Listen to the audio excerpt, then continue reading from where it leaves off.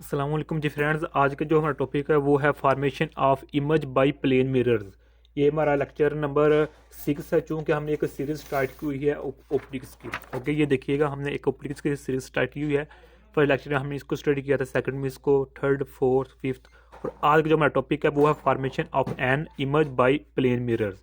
Okay, इसमें हम देखेंगे कि जो प्लेन मिरर्स होते हैं उनकी वजह से जो इमेज बनता है वो कैसे बनता है और इसकी क्या खसूसियात होती हैं, करेक्टरिस्टिक्स होती हैं। ओके, इस पर बात करने की कोशिश करते हैं। तो आइए स्टार्ट करते हुए टॉपिक बकाया तौर पर। बिस्मिल्लाहिर्रहमानिर्रहीम, सल्लल्लाहु अला मुहम्मद सल्लल्लाहु अलैहि व आलिहि वसल्लम। सबसे पहले एक ये डायग्राम है, इस डायग्राम को हम बाद में समझने की कोशिश करते हैं। पहले ये डेफिनेशन देख लें कि the may image formed by a plane mirror is always virtual, upright and same shape and size as the object. अब इसको भी हम बाद में समझते हैं। पहले हम एक छोटी सी एक्सप्लेनेशन करते हैं, एक्टिविटी करते हैं, उसके ज़रिए हम इन डायग्राम को भी और इसको भी समझने की कोशिश करेंगे। ओके, तो सबसे पहले देखें कि हमारे पास मिरर्स क्या होते हैं। हमारे पास दो मिरर्स होते हैं, एक होता है प्लेन मिरर, एक होता है हमारे पास स्फेरिकल मिरर। स्फेरिकल मिरर्स को इंशाल्लाह रहमान कभी नेक्स्ट वीडियो में देखने की कोशिश करेंगे। तो आज इसमें हम प्लेन मिरर की बात कर रहे हैं। प्लेन मिरर यानी कि शीशा, प्लेन शीशा। ये एक्चुअली होता क्या है कि ये इस हमारे पास ये प्लेन होता है, बिल्कुल स्ट्रेट होता है। ओके, इसकी एक साइड पर तह लगी होती है एल्यूमिनियम की या सिल्वर की। एल्यूमिनियम एल्यूमिनियम या सिल्वर की हमारे पास इसकी ना तह लगी होती है इस पर। ओके, तो ये हमारे पास मिरर होती है, एक साइड एक कोटेड होती है विद एल्यूमिनियम और सिल्वर पेंट के साथ। ओके, तो अब देखें कि इसमें जो हमारे पास इस पर हम एक एंगल यानी लाइट पास करवाते हैं इस प्लेन पर। उसको समझने के पहले एक बात समझ लें कि जब हम ये, मैं सपोज करें मेरे पे एक शीशा है, जब इसके सामने हम खड़े होते हैं, जब इसके सामने हम खड़े होते हैं तो हमें अपना इमेज नज़र आता है इधर। ओके, तो वो इमेज कैसे नज़र आता है, वो इसी वजह से प्लेन मिरर की वजह से ही आता है। ओके, वो सिस्टम क्या होता है उसको अब हम देखते हैं। कि देखें, सबसे पहले ये हमारे पास क्या है, प्लेन मिरर। इसकी इस साइड पर क्या है, सिल्वर या एल्यूमिनियम की पेंट्स लगी होती है, तह चढ़ी होती है। तो सपोज करें हमारे पास एक ये ऑब्जेक्ट है। ओके, ये ऑब्जेक्ट है, डन हो गया। अब ये ऑब्जेक्ट हम सपोज कर लेते हैं, ये कैंडल हमारे पास क्या है, कैंडल। ऑब्जेक्ट को बात हम डिस्कस करते हैं। कैंडल यानी कि ये मोमबत्ती है।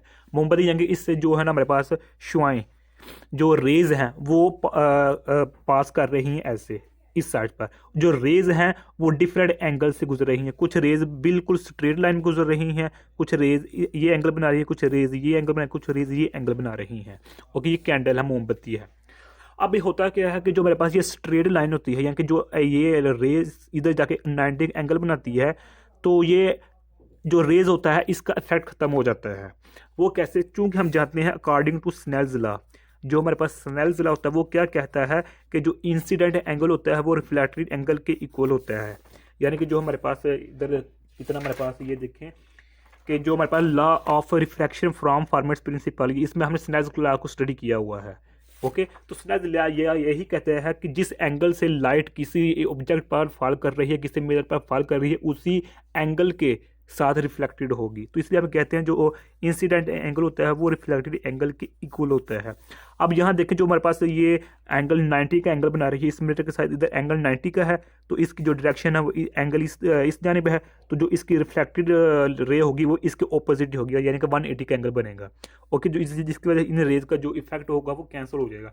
अब जो 90 से अब या 90 से बिलो एंगल बना रही होती है रेज, वो एक्चुअली ऑब्जेक्ट का जो होता है ना शेड, साया, वो हमें नज़र आता है मिरर पर। वो कैसे कि इसमें से जो ये रेज होती है परपेंडिकुलर, वो तो कैंसिल होगी, एक तरह की कैंसिल होगी। अब जो हमारे पास 90 से अब या ये 90 से बिलो जो एंगल बना रही हैं, इधर जो एंगल बन रहा है, वो रेज, ये सपोज कर ये ऐसे टकराई, इसके साथ टकराई, तो ये रेज जब रिफ्लेक्ट होगी, सपोज करते हैं जिस एंगल के साथ ये इधर, इसको हम अगेन बना लेते हैं। ओके, ये हमारे पास क्या है, मिरर है, ये कोटेड है पेंट। तो इधर हमारे पास कैंडल है। ओके, यानी कि मोमबत्ती है, इधर शुआएं गुजर रही हैं, तो हम परपेंडिकुलर अब नहीं जो पैरेलल रेज उसको हम नहीं यानी कि लिख रहे। अब हम लिख रहे हैं, ये सपोज करें ये हमारे पास एक रे है।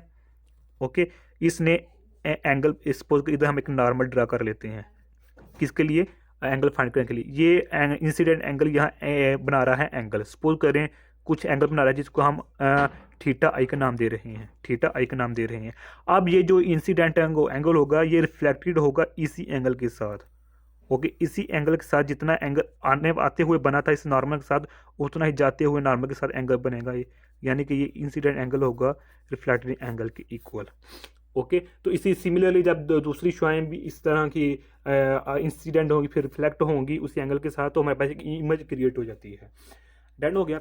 अब ये देखें यहाँ क्या हुआ है, ये देखें ये हमारे पास ऑब्जेक्ट है, ऑब्जेक्ट मीन इधर आप कैंडल समझ यानी कि यो मोमबत्ती समझ लें। डन हो गया। अब यहाँ से और यहाँ से दो हमने रेज ले ली हैं, पहली रे इस एंगल के साथ ये यानी कि ये हमारे पास नॉर्मल है, इधर हमने नॉर्मल ड्रा किया, इधर ले ये देख लें, इसको हम इधर बनाते हैं। ये हमारे पास मिरर है, ये हमारे पास कैंडल है, कैंडल है, ये हमारे पास क्या है मिरर है। अब जो ये एंगल इंसिडेंट रे है ये इधर हमने नॉर्मल ड्रा कर लिया। ओके, नॉर्मल हम अपने सन के लिए ड्रा करते हैं, तो ये भी इसके साथ ऐसे होगी, तो इधर भी हमने एक नॉर्मल ड्रा कर लिया। ओके, अब जितना इस रे का इसके साथ एंगल बन रहा है थीटा आई, और जितना इस रे का इस नॉर्मल के साथ एंगल बन रहा है थीटा आई। ओके, तो जब ये रिफ्लेक्ट होगी ऐसे और जब ये रिफ्लेक्ट होगी ऐसे, तो ये जो रिफ्लेक्टेड एंगल होगा ये वाला ये इसके इक्वल होगा, और जो ये रिफ्लेक्टेड एंगल होगा इधर इसके साथ ये इसके इक्वल होगा। डन हो गया। इधर हमने एक आंख लगाई हुई है, इधर से हम नज़र देख रहे हैं, तो इधर से हमें एक इमेज नज़र आएगा कि इधर हमारे पास एक इमेज बन रहा है। ओके, इधर हमारे पास क्या बन रहा है, इमेज बन रहा है। एक्चुअली ये इमेज यहाँ नहीं, ये एक्चुअली हम इमेज तो यहाँ ही बन रहा होता है, लेकिन हम जब इधर जिसे देख रहे होते हैं तो हमें पता, हमें ये नज़र हम माइंड में ला रहे होते हैं कि ये जो इमेज इधर हमें नज़र आ रही है वो एक्चुअली इसकी वजह से नहीं बल्कि इसकी वजह से हमें नज़र आ रही होती है। हालांकि जो इधर इमेज नज़र आ रही होती है हमें आंख से वो इसकी वजह से नज़र आ रही होती है, लेकिन चूंकि हमारे पास इधर माइंड में एक इमेज बन जाता है, माइंड में एक थिंक बन जाती है कि जो इस यहाँ हमें ऑब्जेक्ट नज़र आ रहा है वो इसकी वजह से नहीं बल्कि इसकी वजह से नज़र आ रहा है। तो जब यहाँ ऑब्जेक्ट जो कैंडल का बिल्कुल सेम टू सेम इधर साइज़ होगा, उसको जब हम यानी कि एक्सटेंड करके तो हमारे पास यहाँ बन जाएगा। ओके हो गया, डन हो गया। अब अगली नेक्स्ट देखें, इसमें कुछ प्रॉपर्टीज हैं देखें।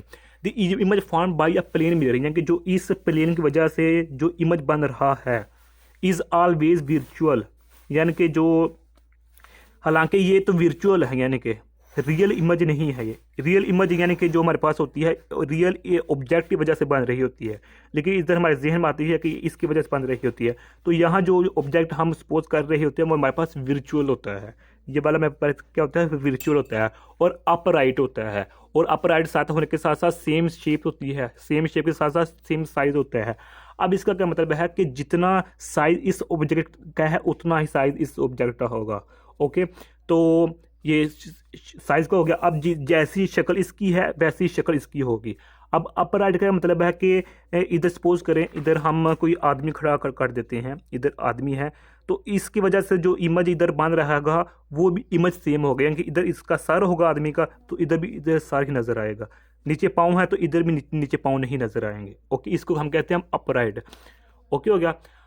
अब ये तो हो गया हमारे ऑलमोस्ट ये टॉपिक हमारे पास क्लियर हो चुका है। और एक और बात कि जितना डिस्टेंस यहाँ से लेकर यहाँ तक होगा उतना ही डिस्टेंस यहाँ से लेकर हमारा इतना होगा। ओके हो गया। अब यहाँ एक और बात है, अगर इधर हम कोई लेटर लिख रहे थे, इधर हम कोई लेटर लिख रहे हैं पी लिख रहे हैं, तो इस यहाँ जो हमारे पास पी बनेगा वो इसके उल्ट होगा, ऐसे होगा। अक्सर आप लोगों ने जो पर अगर बाइक चलाते हैं तो बाइक पर अपने मिरर के ज़रिए शीशों के ज़रिए जब देखते हैं पीछे एम्बुलेंस होती है, तो एम्बुलेंस पर जो हमें लेटर लिखे होते हैं वो एम्बुलेंस बिल्कुल सही नज़र आते हैं। ओके, एम्बुलेंस जब अगर हम एम्बुलेंस पर अपनी आंखों के ज़रिए देखें तो वो एम्बुलेंस यानी कि वो उल्टे अल्फाज लिखे हुए होते हैं। अगर एम्बुलेंस की से मिरर पर देखें आम आंख से तो वहाँ एम्बुलेंस इस तरह नहीं लिखा बल्कि वो उल्टे अल्फाज में लिखे होते हैं। ओके, लिखे होते हैं। तो इस तरह लिखा होता है, लेकिन जब हम शीशे की मदद से देखते हैं तो हमें इस तरह नज़र आता है। तो यही काम इस प्लेन मिरर की वजह से ही होता है। ओके हो गया।